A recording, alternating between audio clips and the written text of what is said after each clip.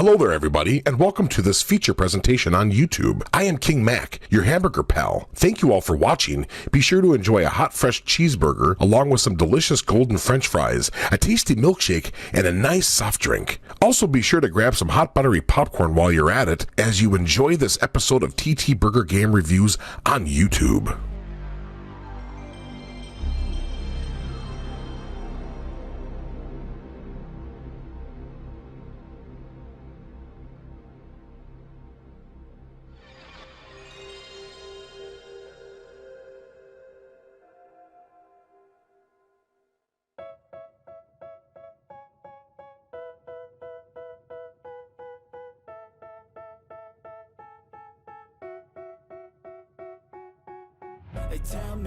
Attention, people! Hut, hut, hut, hut, hut. You may rise. At ease.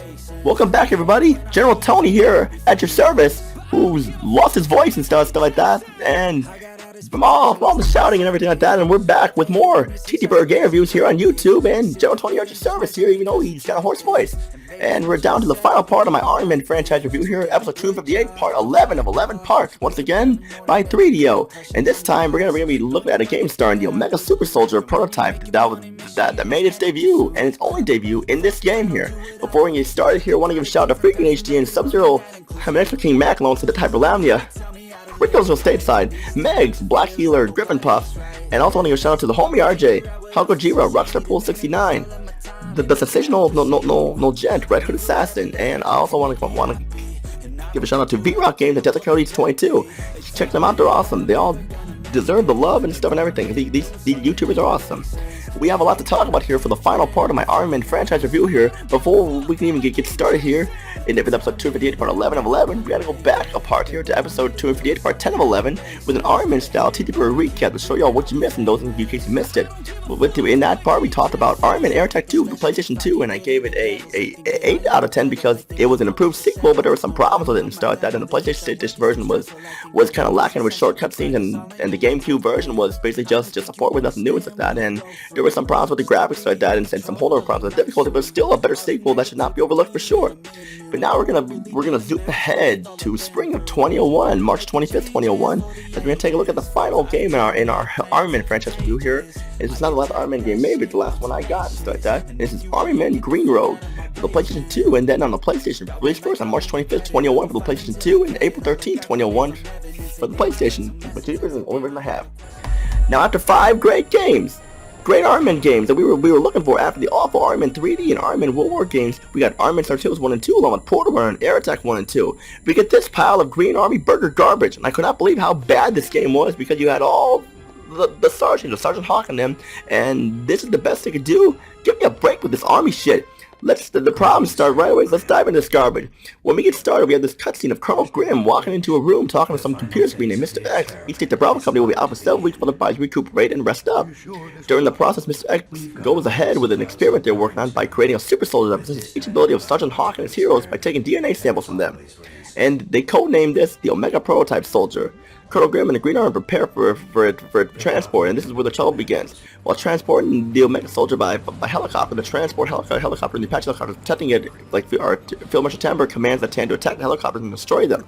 The TAN succeed and the helicopters are destroyed, and Omega awakens from the wreck and releases them and must find his way back to the Green Army base and fight his way through hordes and TAN soldiers died that or obstacles he was left for dead, making it back in one piece. The story is pretty good, but there's not really much story beyond the opening cutscene and Sergeant Hawk and then barely even talk except for like Colonel Grimm and Mr. X and stuff like that. How do you make this game with barely any story in it? You have an awesome badass character and you do nothing with it. It does not help much that the game is on a compact disc this time, not a DVD-ROM. This was 2001, back when those were pretty much obsolete. But let's continue here. After we get started with this long-ass load time, lasts about 30 seconds or so. No joke, it lasts about 30 seconds. It's long for this game. And we see that this is just an arcade shoot-'em-up with Iron Man name on it. It's not a very good one at that. For starters, well, the PlayStation 2 version anyway, Omega automatically moves forward. You have no way of stopping him moving forward. You have to fight TAN soldiers and other enemies in 16 levels, and you shoot them, pick up the weapons, and fight their way through the end of the levels. You have infinite ammo in all your weapons, and it starts off promising, and you realize the problems. For one, hit detection is so bad that your bullets go through the enemies and will not kill them sometimes. And that is a problem because I've never seen it happen before in the other Iron Man games. Secondly, the weapons barely do any damage and are very weak, and the enemies can overpower you and kill you in seconds. And third, at times you can get stuck on objects when enemies are around you and your defense is costing you a life. And the game is really hard. You will die a lot in this game, and you should. And I should mention that you have a limited number of lives. You can get more along the way, but still, you gotta continue with more lives. But that, a big fat game over for you. You also have these bio threat attacks, which do help you. They take out all the enemies around you, but it's never enough. Also, the weapons change when they appear. One minute it'll be a grenade launcher, one minute it'll be a flamethrower or so, and then you get the wrong weapon at the wrong time. You have to wait till another one appears. You can swap the weapons. The Omega can only carry one weapon, and you can't switch back to it when you get it. When you die, you lose the weapon, and this even goes for health pickups too. You could miss those as well, and the way the game is set up. The game should be an arcade game to play in arcades, not a PlayStation game that was full price at the time. Imagine getting this for Christmas and asking for it on your Christmas list, and then you get it and you put the game in thinking it'll be awesome like Star Wars 2, and you realize that it's loaded garbage and you turn it off playing something else. And guess what? That is what happened on Christmas of 2001 for me. I was 13, I was shocked how bad this was and stuff. The Omega Soldier looks cool, but he's not a cool person. That personality-wise, he barely talks. When he does, he's like his mom's voice. And the sad thing is, Jim Cummings provides his voice work along with Colonel Grimm and Sarge. But the Omega Soldier, his voice is monotone. I'm guessing Jim Cummings did not want to voice his character at all and stuff. He probably wasn't even happy to be in here. Continuing on here, the voice setting is okay. Jim Cummings does a good job as Grimm, Sarge, and Mr. X. But the Omega Soldier does not do that good, which I probably just didn't want to voice the character. So that's probably what it was. But the music is just there, nothing much to say. The weapons all sound decent, to say the least. Continue on, the graphics are good, they look pretty good with this dark tone to it and stuff. I just wish the weapons were green like in the other games. The explosions look awesome, and the cutscenes are detailed, and the fire effects look cool and cool stuff. But the frame rate is awful, bogs down when there's a lot going on, and can get very choppy at times. In some areas, the lighting is really dark, the levels are long and frustrating to where you will quit after 5 levels, and when you notice that nothing changes at all. You have boss fights that are impossible without the right weapon, and the swarm enemies can attack you, kill you in seconds. The sad thing is about Iron Man Green Room is that there are good elements meant to play here where some stuff is done right, like the graphics and the story of some return characters. No, even though there's no Vicky Grimm here, General Plasto, or Bridget Blue in this game. But the game was almost murdered and unplayable due to the problems I mentioned, and this is sad because we had 5 great Iron Man games here, and we looked at it and we got this, an Army Burger shit, and this just shits on everything previously talked about. There is cooperative play where you and a friend play as 2 different Omegas, one with black pants, one with gray pants, like that. But it's still very hard, and yes, they're small, just trails of other video games that we talk about here. And there was a PlayStation version released a month after the PlayStation 2 version. I never played it, but I heard it's worse than the PlayStation 2 version in a lot of main ways. So, anyone who can prove me otherwise, let me know. That's pretty much all I gotta say here for this episode here. Final thoughts here: if you like the Army Men, Sergeant Hawk games, stuff like that, Sergeant Heroes, and Portal Run and Air Attack games, then I would not recommend this. But if you happen to need every Army Men game, then there's still some fun to be had, but just not much.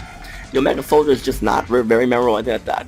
I give Army Men Green Road a 3.5 out of 10 because of the problems I have with it. But if you want to play it, I go ahead. But still, it could have been better if all those problems were ironed out. And that pretty much wraps up this TTBurger game review of the Iron Man franchise, part 11 of 11. We covered 11 games here. Some were good, some were bad, some were forgettable, some were awesome, and whatever you want to do it. But now we gotta talk about the future of Iron Man. After Iron Man RTS, a game I will not play because I don't own it anymore, and I don't really care for strategy games like that. 3DO went bankrupt, and we got a global star working for the Iron Man games. They made Iron Man Stargest War, Iron Man made Age of Malfunction, and Iron Man Soldiers of Misfortune. These 3 games are terrible. First off, we'll talk about Stargest War. It was basically somewhat created by 3DO, but then when 3DO went bankrupt and Global Star took place, it ended up being a bit of pile shit because all the heroes die except for Sarge, just like that. And without Jim Cummings voicing the characters, it just comes kind of off. And in fact, they make the game way too realistic instead of fun and humorous like how the other Iron Man games were. And the fact that when you find out at the end that it's possible that the main bad guy Malice only destroyed copies of Sarge's heroes like that, and there's no plaster on it that they're supposed to be surrendering to that, but Malice still wants to keep continuing on there like that. And I can't really say much about that. But then there was Iron Man Major Malfunction, which was just awful, Xbox exclusive, PlayStation 2 version in Europe like that, but it was awful. It just bad controls, bad everything. The fact that Sergeant Hawk supposedly died in a microwave and melts and stuff like that, which is kind of weird. And then you have this Private Anderson who basically talks like Charlie Brown on steroids and stuff like that. And then you had Iron Man Soldiers of Misfortune, which basically you don't even play as the Iron Man. All you play as this little kid named Timmy who's playing with his imagination with the army toys and stuff like that. But it doesn't even work at all. And we did not talk about the PC games like 3D because I don't like strategy games right there or anything like that. So I'm not going to cover Iron Man 2, Iron Man Toys in Space, or the PC version of World War and Iron Man Air Tactics and all that stuff. I'm not going to talk about it because I don't care for them and stuff like that. I'm not talking about RTS because I don't like RTS games. And there will be a video by General Tony about why I hate RTS games. You'll find out then. That's all I got to say for this episode and in this video. Thank you all for watching this 11th part of my Iron Man franchise review here. We went through a lot of games. We got them all done. And now we'll cover episode 259. There's a lot more 3DO series we can cover, or we'll cover something else, or be another remaster review. We'll have to find out. Which all I gotta say is General Tony saluting you all. Have a great day and God bless you all.